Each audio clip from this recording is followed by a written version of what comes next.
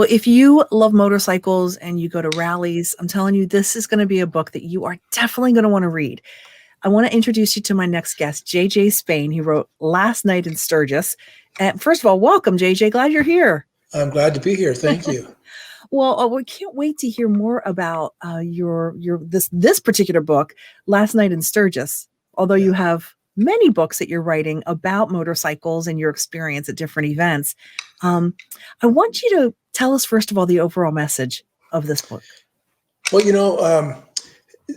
I always just messed around with writing and teasing myself about thinking I could be an author. And I sat down one day and just kind of was challenged by somebody and just wrote out a book. And I'm an avid reader, so I kind of took some ideas that some of my favorite authors and created this book. And in it, it's a little bit of a Sturgis, South Dakota rally, kind of a travel guide. So I wanted people to get that feel of what Sturgis is within the book, and also have a murder mystery type thing, because that's what always has intrigued me. So I kind of blended the two together.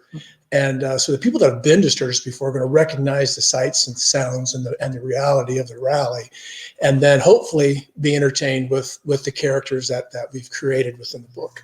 And so the overall message, there's a little bit of a brotherhood in there and a development of a maturation of the character, and that goes on within the next books. But also, the main character gets the bug for a motorcycle. And that's what I wanted him to experience. Once he got there, he came back to his hometown and said, I got to buy a motorcycle. And that's what happened to me. The first time I went to Sturgis was by accident with my son, who is 4 years old. And I'd always known about the rally because I lived in a town where the bikers drive through my town and they go up there. But I didn't realize how big it was.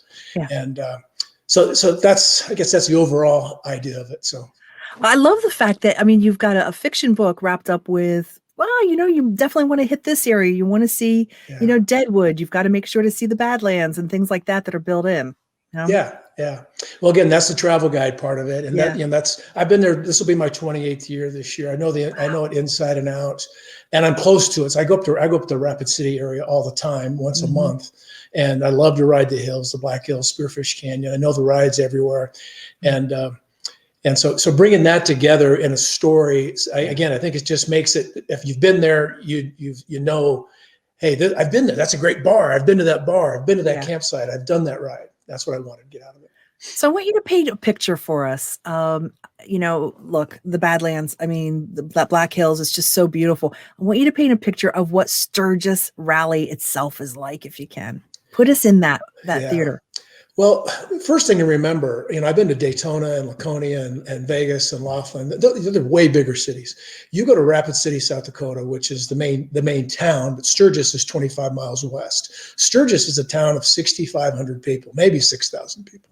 And Rapid City is under 50.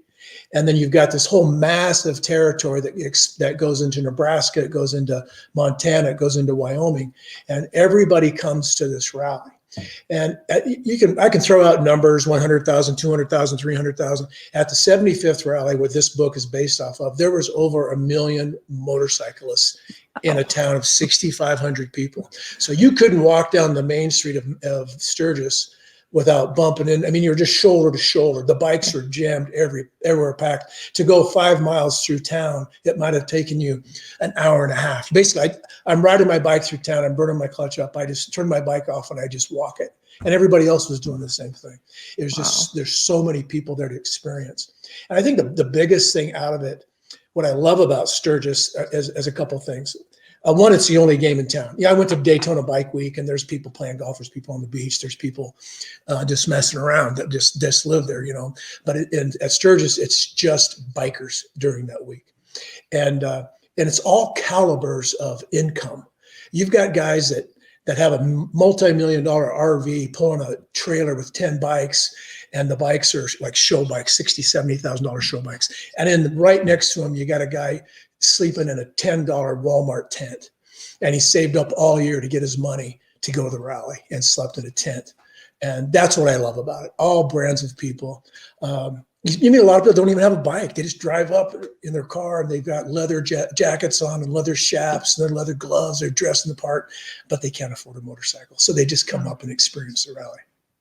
That is unreal. I mean, the camaraderie is that you painted is tremendous. I mean, where everybody can get along and respect each other no matter what level they're at, you know? Yeah, and that that's one thing about the biker experience is, you ride down the highway, bikers are waving at each other because they Mhm. know, there's a T-shirt that says, if I have to explain it, you won't understand, and that's kind of how the motorcycle rally That's is. awesome. And just when I got into I rode bikes in high school and junior high and messed around with racing and stuff like that, and then got into a Harley.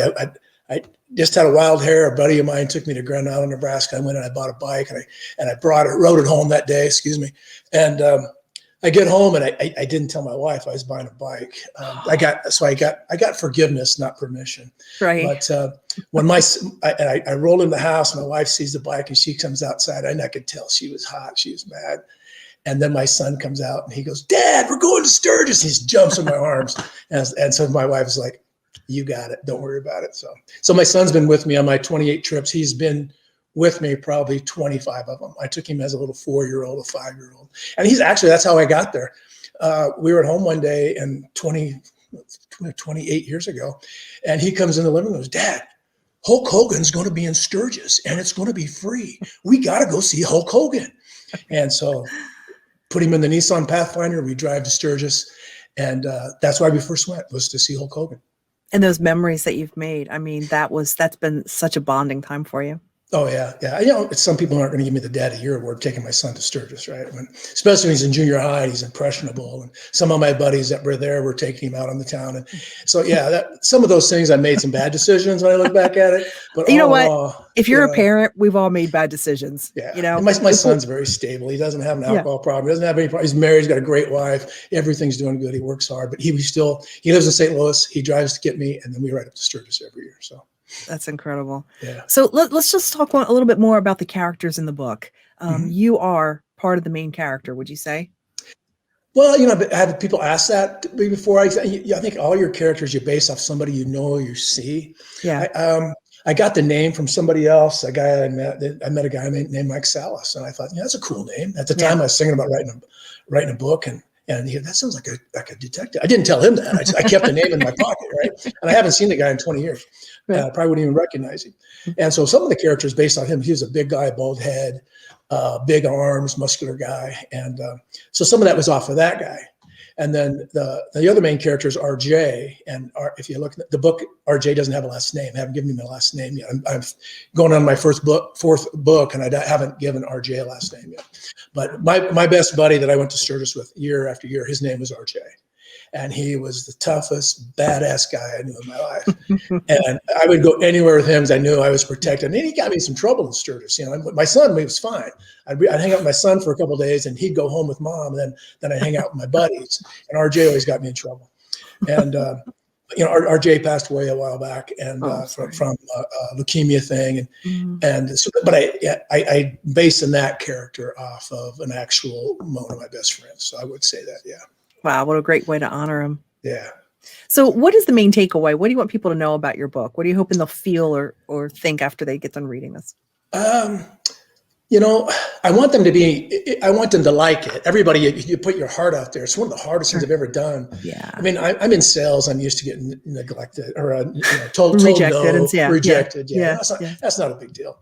But, I got some book reviews back. Some of them were bad, and some of them, most of them were good. The guys that didn't like it, I didn't. Why would you buy this book? You're not going to like it. You don't. Right. You've never rode a motorcycle. Right. But the guy that rides a bike, I think, will like it. And the girl, the ladies. I have a lady that's a main character as well. That rides her own bike, and actually her boyfriend rides in the back with her because from a couple I know. But I want them to be entertained. I want them to like it. I want them to read the next book. I want them to be intrigued. You know what? I want to read that. I want to read another one. I like your characters. They're in all of them going on. I got a master plan for the whole thing that you do when you first start out, and how they evolve and what's going to happen at the very end. That's awesome. And I want them to be entertained. I want them to enjoy it. If they like it, give me a good review. If you don't like it, just don't say nothing. Sounds good to us. JJ Spain, Last Night in Sturgis. Thanks for joining us. I appreciate it. Thank you.